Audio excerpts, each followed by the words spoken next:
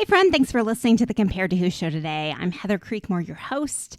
I'm glad you're listening today. We are starting a brand new series this month called Lies We Believe. So every episode this month, we are going to tackle some of these thoughts, belief systems we've had in our heads for a long time, these lies that we believe that drive us towards certain behaviors, certain habits, because we think that they will set us free from our body image issues. And so today we're going to start with a big lie, which is weight loss will solve it all. Ooh, some of y'all are like, no, I'm really sure this one's true. It can't be a lie. So I'm sorry that I'm going to have to shatter any dreams in that arena today, but we're going to go there. Put your seatbelt on. It might be a tough ride, but I hope we'll make it fun and grace-filled as always. But all month long, we're going to be talking about these lies we believe, so I hope that you will continue to listen.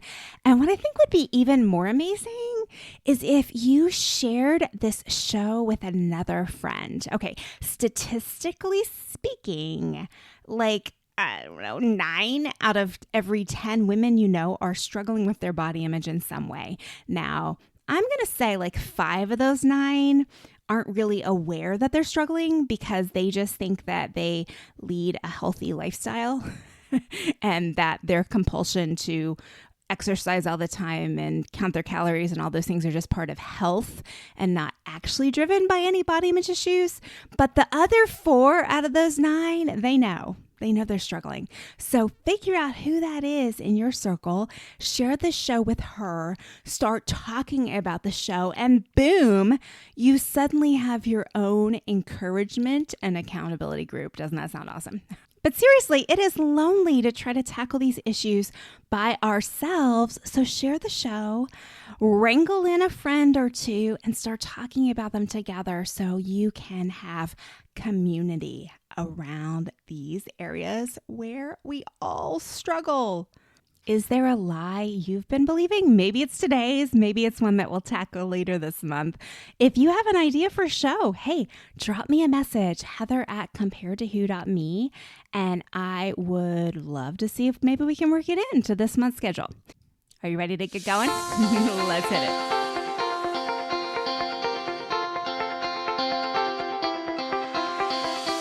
Welcome to Compared to Who, the podcast to help you make peace with your body so you can savor God's rest and feel His love. If you're tired of fighting body image the world's way, Compared to Who is the show for you. You've likely heard lots of talk about loving your body, but my goal is different. Striving to fall in love with stretch marks and cellulite is a little silly to me. Instead, I want to encourage you and remind you with the truth of Scripture that you are seen, you are known, and you are loved no matter what your size or shape. Here, the pressure is off. If you're looking for real talk, biblical encouragement, and regular reminders that God loves you and you're not alone, you've come to the right place. I hope you enjoy today's show, and hey, tell a friend about it. So I recently posted a meme on Instagram, and it said this: weight loss freed me from thinking obsessively about my body and food. And then I attributed the quote to no one ever. Now, friend, if you're not following me on Instagram or Facebook, go ahead and go there. I also have a Facebook group that I'm trying to grow. I'll put the link to that in the show notes. But go ahead and connect with me on Instagram so you can get some encouragement while you're scrolling. But that's an aside. So the reason I posted this was to kind of bring to light this myth that so many women who struggle with body image issues believe. And that is, if they could just lose the weight, then the obsession would go away. But this is so counter to all the science out there. It may sound like, how that doesn't connect at all. But what I'm telling you is that once you start losing weight, it becomes an enjoyable might be a strong word, but it becomes a habitual activity to continue losing weight. Weight loss can become a compulsive activity. And then we have to layer this on with another reality. And there's lots of data about this too. I think I've shared data about it on the show before. But if 95% of diets fail, now, of course, we all want to be in that 5%. We all believe that we are the special unicorn for whom the diet will not fail. But if 95% of diets fail over 5 years, you go on a diet, you lose the weight, and then according to the statistics, you gain it back within 5 years, then what do you have to do? You have to lose the weight again. It becomes this perpetual cycle. And not to sound cynical or anything, but I do think the $70 billion diet industry probably knows what they're doing in that. No one's going broke there, okay? But let me just go back to my main point today. This lie that weight loss will free us. It's just that. It's a lie. And in many cases, weight loss can put us in a bigger prison. In fact, I was just doing research for my forthcoming book on body image, and I read some data about how some women who never had any body image issues before report having various levels of body dysmorphia or other weight and body and food obsession things happen after they lose the weight. It actually becomes more of a problem for them once they get the body they thought would set them free. So my friend, if you are telling yourself today, once I lose weight, I won't have to think about this anymore. Once I lose weight, I'll be able to rest. Once I lose weight, I won't have to count and track and all those things. I'll be free. It's just not true. In fact, if you ask anyone who has sustained a big weight loss, they will tell you the reason they've sustained it is because they keep going. They stay on maintenance. They stay on the diet. In some cases, they develop full-blown eating disorder-like behaviors to do that. And that's probably another episode. But they stay focused, and that's how they stay in the range they want to stay in weight-wise. And that's how they, quote unquote, keep the weight off. And I won't go into whether or not that's healthy. That's kind of a subjective thing. But the point is, you don't get to a certain weight and then just get to sit on the couch and eat Cheetos and be free and never have to think about it again. It's just not the way it works. It's kind of the same as saying, I want to get in shape, going to the gym for, I don't know, let's say 6 months, getting into great shape, and then saying, yay, I have the body I want now. Now I'm free. I'll just not work out anymore. Well, are you going to stay in shape? No, you're not. And so if your value and worth were coming from your new fit body, the only way you're going to keep your new fit body is by continuing to go to the gym. Similarly, if you are controlling your body size through what you eat, then weight loss will only continue to reinforce what I would say are not great habits, but that's subjective too. But it will reinforce that the most important thing for you to do is to focus on food and your body. My friend, my main point here is that it doesn't set you free. Okay, and that might feel like devastating news for someone today, because a lot of us put our hope in, once I just reach that number on the scale, then I'll be able to exhale. Then I will be free. Finally, I'll be done with all this stuff in my head. I'll have the number I want on the scale. I'll have the body that's more like the body I want. For some of you, you're using words like health. I'll have the health I want. The health will suddenly come back once I lose the weight, is your belief system, which that could be a whole other show there too, because that's not actually guaranteed. In some cases, our health can decline because we lose weight, right? If your weight loss program is making you lose your hair or sex drive, it is not a good weight loss program. But my point, my friend, is that hope placed in weight loss is misplaced hope. Weight loss will never set us free. Weight loss does not have the power to unlock that prison door and let you out. Jesus is the only one who does. Jesus is the only one with the power to save us. Now, this is an illustration I've been using for years, so some of you have probably heard it many times, but it's the Biggest Loser illustration. In fact, I write about it in my book, Compared to Who. So this is a picture that's shown to us over and over again in culture. And I thought the television show, it's not on anymore, but the television show, The Biggest Loser, did a really good job of showing us this false gospel, right? This lie that once you lose weight, you are free. But what's interesting is if you follow those former contestants from The Biggest Loser now, most of them have gained back their weight or gained back their weight plus some, right? Most of them are not free. There may be 2 or 3 that snuck by, but for the most part, there's been all kinds of studies looking at what actually happened with Biggest Loser contestants, and many of them just gained it right back within the first couple years of going off the show. Right? But the picture that The Biggest Loser show gives us is a picture of being in hell when you're in an overweight body, meeting a personal trainer who tells you how to change your body, who can transform your body. And then at the end of the season, the contestants are in heaven. They can run marathons and wear cute clothes. I like to say the American dream, the American definition of heaven, right? And so we see this picture of salvation. They've gone from hell. They met a savior, a trainer who transformed them.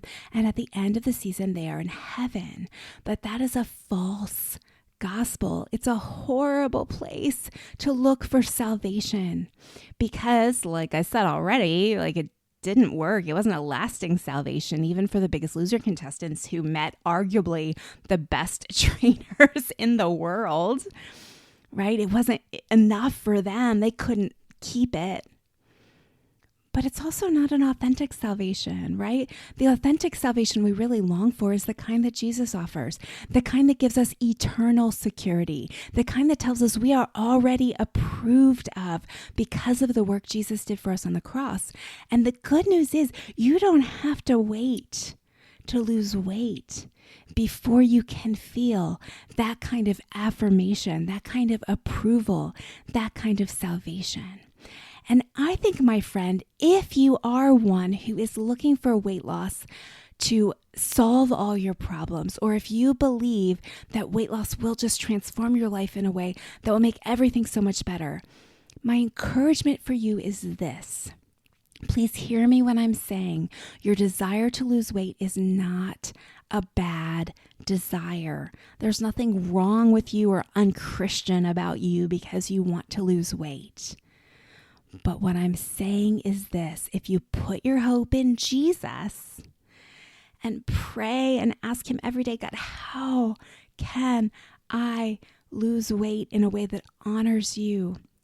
God, help me to keep you first while I pursue these health goals. Help me not to make losing weight an idol. God, let me continue to serve you and put my worship into you and not into weight loss. I think that's a much healthier position for you to pursue weight loss from, if that's indeed what you want to do. I'll be right back with a final tip right after this message.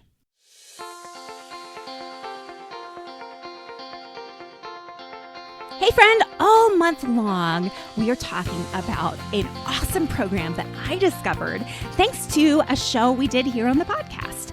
It was last month. I did a show with Jen Lormond from Tighten Your Tinkler. Okay, totally silly name. But friends, pelvic floor issues are real. And as I did this show with Jen, I started to discover that a lot of the things that I had may be related to me having a weak pelvic floor. And so I started the Tighten Your Tinkler program last summer, and I have loved it. It is super organized, super easy to implement in your everyday life. And friends, that whole sneeze and pee, cough and pee, laugh and a little pee comes out, exercise, oh, is it safe? Does a little pee come out? All of those kind of issues, I am seeing tremendous results. I can sneeze with confidence. Plus, the program is helping me not have to get up and go to the bathroom so often. I just thought I had a small bladder. Turns out there was more to it than that. I needed to strengthen my pelvic floor muscles. So if this sounds like you, I hope you will check out their program. It's called Tighten Your Tinkler. I'll have a link in the show notes to it. You can save $50 off their signature program if you use the coupon code Heather. So that's coupon code Heather, HEATHER, save $50. If you are having pee leaks or other issues, go listen to that full episode and find out all the different ways that weak pelvic floor muscles may be impacting your life. Let me tell you, this list will surprise you. Bunions is on it, okay? That's how surprising it is. So go check out that show and then check out the Tighten Your Tinkler page. It may be just the program you're looking for to strengthen your pelvic floor muscles.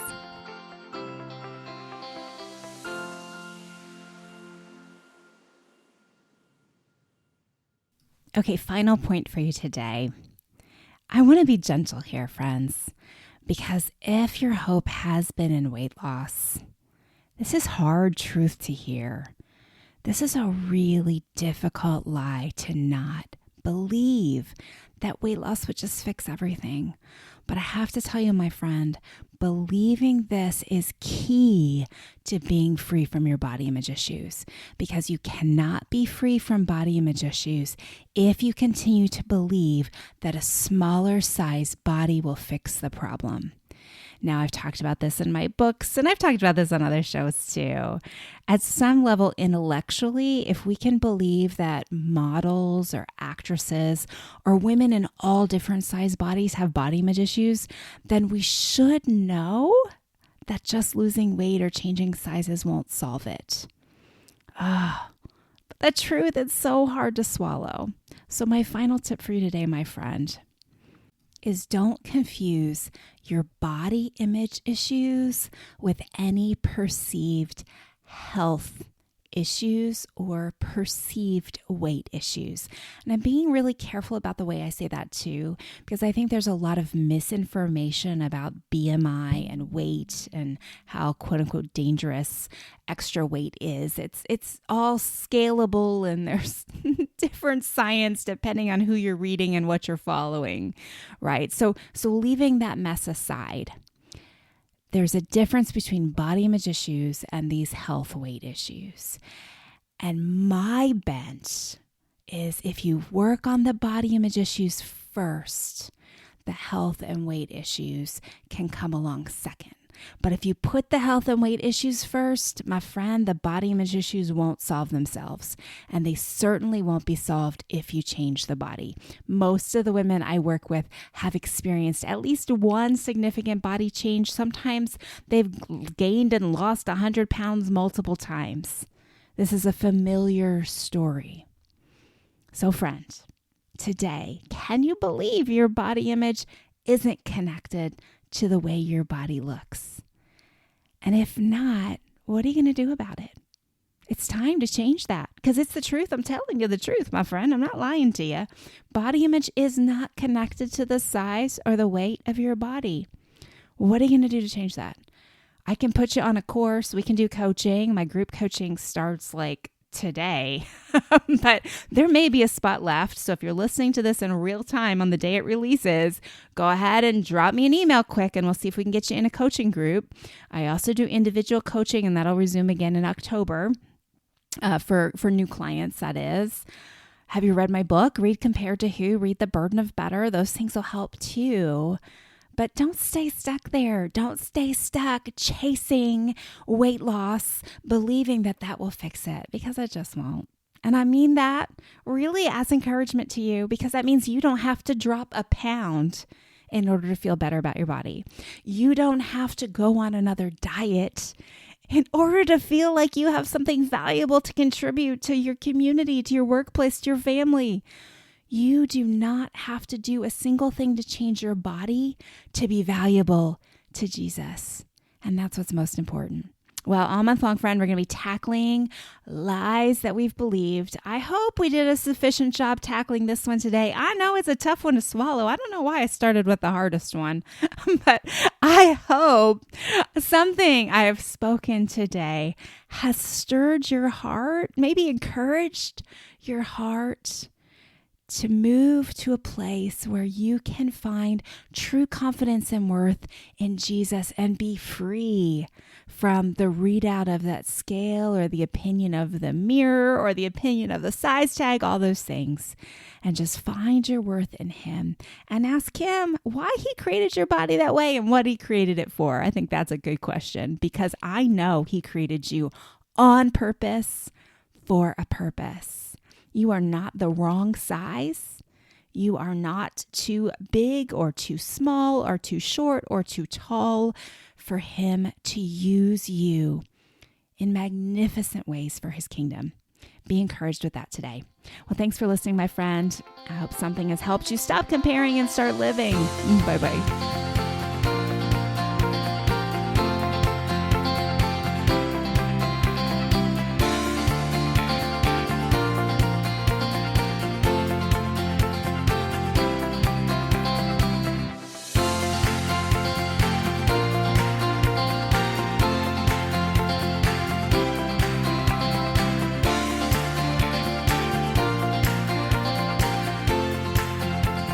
Oh, hey there, before you go, if something from today's show blessed you, may I ask a huge favor?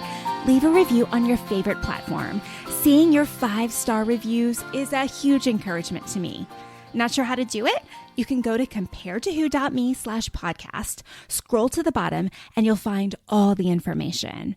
And while you're at comparetowho.me, check out some of the more than 500 articles on there about body image, comparison, all the things you're thinking about. Plus, you can find out more about my books, or you can grab a time for a free 10-minute call to see if coaching is right for you.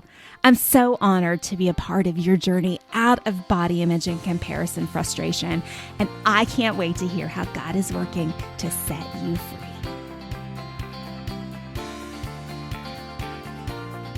The Compare To podcast is part of the Spark Media Network, now available on the Edify podcast app. Grab the Edify app in your Google Play Store or on the Apple Podcast app. You will be so glad you did.